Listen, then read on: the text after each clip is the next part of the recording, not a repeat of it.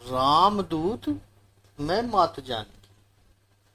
श्री हनुमान जी इतने सक्षम थे, फिर भी उन्होंने कभी अपना स्वतंत्र अलग कुछ करने की नहीं सोची। जीवन भर वो श्री प्रभु रामचंद्र जी के समर्पित रहे। क्यों किया उन्होंने ऐसा? उसके कुछ कारण है, उस पर हमारा चिंतन चल रहा है। सबसे पहला कारण कर हमने देखा, श्री रामचंद्र जी की नम्रता ने श्री हनुमान जी को बहुत आकर्षित किया। भगवान श्री रामचंद्र जी कितनी सहजता से, कितनी सरलता से मिल जाते हैं, ये बातें श्री हनुमान जी के हृदय को छू गई। राक्षसों के साथ युद्ध करते समय अत्यंत वीर, अत्यंत पराक्रमी, अत्यंत आक्रामक ऐसे प्रभु श्री राम जी अहिल्या, सबरी जैसे भक्तों के लिए उनके ऊपर अनन्य करुणा भी बरसाते हैं। तो प्रभु श्री रामचंद्र जी सरलता से श्री हनुमान जी के हृदय के भावों को जीत लिया। लेकिन सबसे महत्वपूर्ण बात श्री राम प्रभु जी की श्री हनुमान जी को जीवन भर उनके सेवक बनने रहने के लिए पर्याप्त बन गई, वह थी तपस्वी राजा। ये दो शब्द, इस पर हमने कल थोड़ा सा चिंतन किया था। इस चौपाई में गोस्वामी तुलसीदास जी लिखते हैं कि वो बहुत महत्वपूर्ण है कि प्रभु श्री रामचंद्र जी तप की तपस्विता। तप का अर्थ है घर बार छोड़कर जंगल में जाकर एक पैर पर खड़ा रह करके दाढ़ी मूछे जटा बढ़ाए या राम राम करें, ये तप नहीं है। हमने तप का गलत इंटरप्रिटेशन किया है। तप का वास्तविक अर्थ है सात्विक ध्येय के लिए कष्ट उठाने की तैयारी। इसे कहते हैं तप।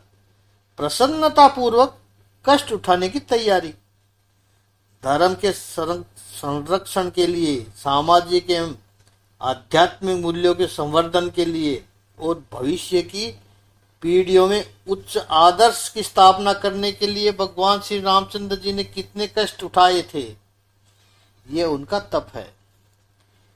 नियति के कोई अटपटे संजोग रहे होंगे कि चक्रवर्ती सम्राट दशरथ के पास से केके ने वरदान के रूप में 14 वर्ष का राम जी को वनवास मांग लिया।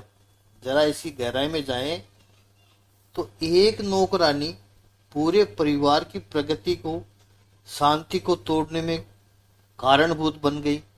क्या ये बात समझ में आती है?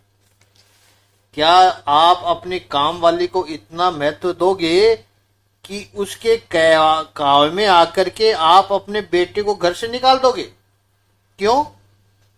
क्योंकि काम वाले बाई कहती है, इसलिए जाओ, घर से निकल जाओ। ऐसा कोई नहीं करेगा। केकई भगवान श्री राम जी से बहुत प्रेम करती थी, ये हमें याद रखना चाहिए। केकई के मन में पहले से राम जी के प्रति दुर्व्यवहार नहीं था। रामायण का चिंतन करोगे तो आपको पता चलेगा। तो चंद घंटों में ही वो क्या घटना हो गई कि इतनी बड़ी बात हो गई। दूसरा कार्ड मंथरा का उकसाना तो एक बात है। दूसरी बात, जिसके पास से ये वरदान मांगा जा रहा था वो सामान्य व्यक्ति नहीं था। अवध नरेश, रघुकुल मणि, चक्रवर्ती सम्राट दशरथ जी थे। अति पराक्रमी, अति बुद्धिमान, अति समझदार थे। ये कोई जोरू का गुलाम नहीं था कि पत्नी जितना नचाए उतना नाचे, जी हजूर करे। ऐसा व्यक्ति नहीं थे दशरथ जी। क्या दशरथ जी सोच नहीं सकते थे कि क्या होने वाला है ऐसा करेंगे तो? अरे जिस क्षण दशरथ जी ने केकई के महल में प्रवेश किया और महल में केकई दिखाई न पड़ी, सामने मंथरा मिली। दशरथ जी पूछते हैं मंथरा से कि कहाँ है केकई? मंथरा ने कहा वो तो कोप भवन में है। उसी वक्त दशरथ जी को पता चलना चाहिए था कि कुछ गड़बड़ है। आजकल के सामान्य पति भी ऑफिस से लौटे और रोज पत्नी दरवाजा खोलने आए, और आज यदि पत्नी दरवाजा खोलने नहीं आई और उसकी चप्पल भी बाहर पड़ी है, यानी घर में तो है, वो कहीं बाहर नहीं गई है। ऐसा नहीं है कि कहीं बाहर चलेगी। लेकिन आज दरवाजा खोलने नहीं आई, और किचन से बर्तनों की जोर जोर से आवाजें भी आ रही है, यानी अंदर कामकाज भी चल रहा है, गुस्से में ही सही। लेकिन दरवाजा खोलने पत्नी नहीं आई तो सामान्य पति भी समझ जाता है कि कुछ गड़बड़ है। अब कैसी गड़बड़ है वो व्यक्ति निर्णय खुद करता है कि मनाएं या ना मनाने जाएं या न मनाने जाएं। आज उसको डिस्टर्ब नहीं करें, वो भी सीधे अपने कमरे में चला जाता है, सो जाता है। आज छोड़ो, मत उसको कुछ परेशान करो, खुद वैसे ही परेशान हो, कल तक अपने आप शांत हो जाएगी। अपने अपने निर्णय व्यक्ति खुद लेता है कैसे निपटना है अपनी पत्नी से। लेकिन कहने का आशय संसार के सामान्य पति को भी पता चल जाता है कि कुछ गड़बड़ है, और यहाँ ये चक्रवर्ती सम्राट है और एक सामान्य नौकरानी उसके पास जाकर कहे कि महाराज रानी कोप भवन में गई है। और दशरथ जी कोप भवन में चले गए, अधिकार था उनका, कह सकते थे कि जाओ महारानी को कहो बाहर आए। महाराज उससे मिलने के लिए आए हैं, कई को आना पड़ता, या फिर कहीं से वहीं से वापस लौट जाते। उनको पता है कि कई का तो रूठने का स्वभाव है। खीर का बंटवारा किया तब दशरथ जी को पता था कि कई न नाराज हो जाए, इसलिए सबसे पहले उसको दिया कटोरा खीर का। अपनी पत्नी के स्वभाव का पति को पता रहता है, कैसा स्वभाव है उसका। तो उनको भी पता था कि कई का स्वभाव ही ऐसा है, छोटी छोटी बातों में रूठ जाना। तो इस समय छोड़ देते हैं उसको अकेला, कल देखेंगे राम जी का राज्य अभिषेक हो जाए कल, उसके बाद मना लेंगे उसको। कह देते जो भी तुम्हारे मन में है उस पर बाद में सोचेंगे, अभी घर में बहुत बड़ा प्रसंग होने जा रहा है, चुप रहे, सब देखती रहे। संसार का सामान्य पति भी ऐसा निर्णय कर सकता है, अपने अधिकार का उपयोग कर सकता है, और नहीं तो इग्नोर ही कर देते उसको, पड़ी रहो कोप भवन में, कल मेरे राम का राज्य अभिषेक हो जाए फिर देखेंगे क्या प्रॉब्लम है। कितने सारे ऑप्शन थे उनके पास। ऐसा कुछ भी न होते हुए मानो केकई ने एक ट्रैप बनाया हो और दशरथ जी उसमें फंसते गए। क्यों हुआ ऐसा? हुआ है, यह हकीकत है, लेकिन क्यों हुआ इस पर काफी लंबी चिंतन हो सकता है। लेकिन यहां पर जब विषय आया है तो कह देवे कि नियति है। ये पूरी की जो कथा है वो नियति पर आधारित है। आप देखो मंथरा को कैसे पता चला कि राम जी का राज्य अभिषेक होने वाला है? वाल्मीकि रामायण में वर्णन है कि मंथरा केकई के टेरिस में सूखे हुए कपड़े लेने रात में गई है। दिन में वो कपड़े उतारना भूल गई थी। जब टेरिस में से कपड़े लेने गई तो उसने देखा कि शहर में तो चारों तरफ रोशनी की जा रही है, नाच गाने हो रहे हैं, बहुत ही बड़ा उत्सव का वातावरण है, कुछ भव्य उत्सव की तैयारियां हो रही है।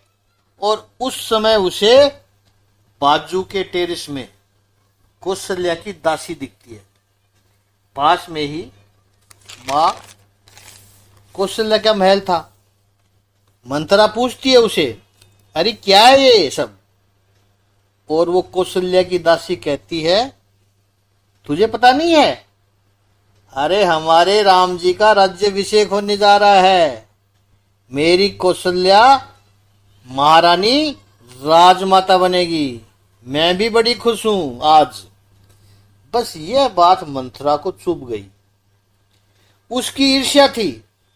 ईर्ष्या का भी सबका अपना अपना एक सर्कल होता है।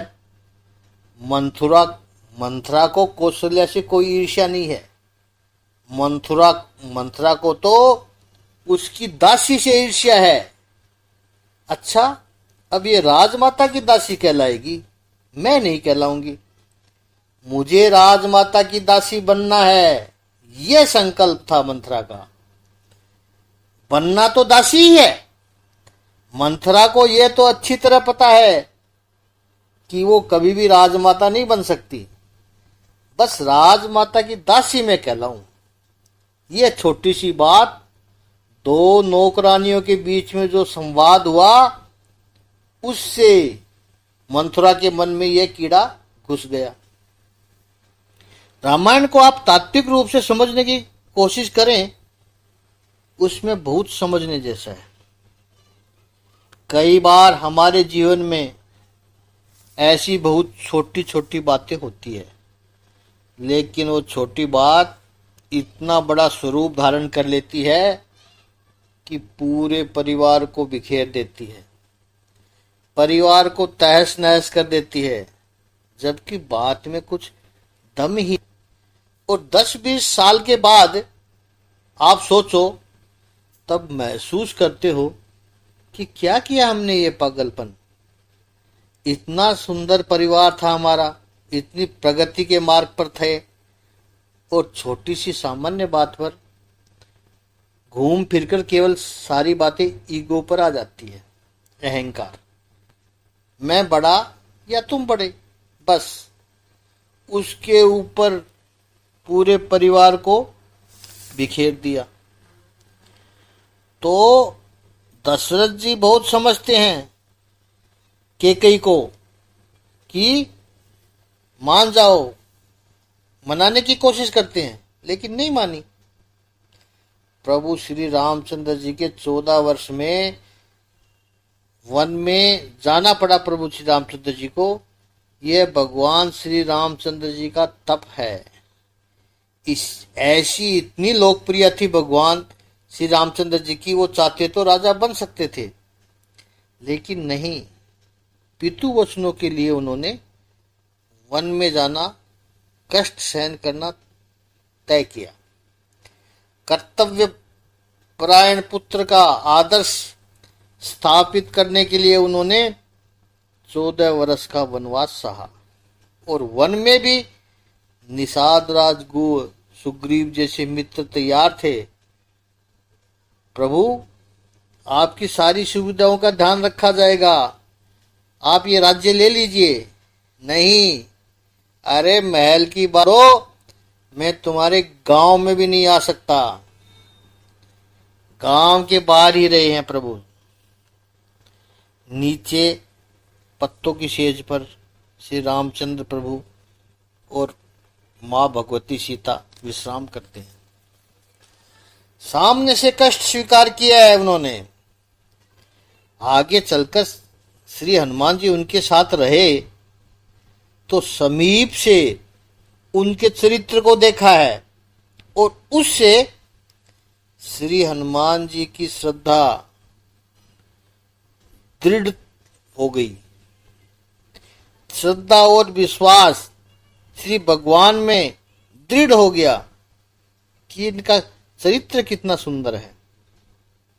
यहां पर एक बात आज एकदम स्पष्ट कहना चाहते हैं, क्योंकि समाज में बड़ी ही गलत फहमियां इस प्रसंग के बारे में चल रही है। सीता मैया का त्याग, ये पूरी घटना श्री हनुमान जी के सन्मुख हुई है, और इस घटना से श्री हनुमान जी का भगवान श्री राम जी की श्रद्धा और आदर में और भी अटूट विश्वास हो गया। उसका चिंतन हम कल करेंगे, थोड़ी कथा लंबी है, आज नहीं हो सो, लेकिन कल इस पर बहुत सुंदर चिंतन करेंगे।